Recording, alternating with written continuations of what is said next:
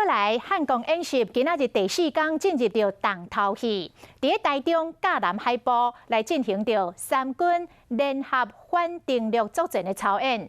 总统蔡英文亲身来指导。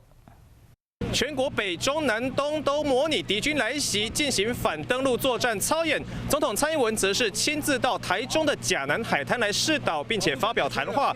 让我们听听稍早蔡总统怎么说。汉光演习是国军每年年度的大事，验收我们国军战力的发展，更是要让国际间看到我们守护国土的决心与努力。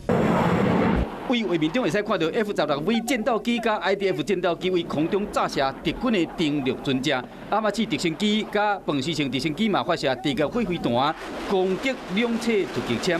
地面的雷霆2000多公火箭以及各种火炮嘛同时发射，国军兄弟火力全开为地面甲空中消灭想要登陆的部队。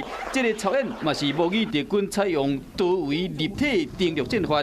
以3多点进攻要攻占中部重要的港口，加上军方评估，台湾总共有13个靠后被登陆的红色的海堡，甲南海堡就是其中之一。因此，陆军10军团选择伫遮进行联合反登陆的作战操演。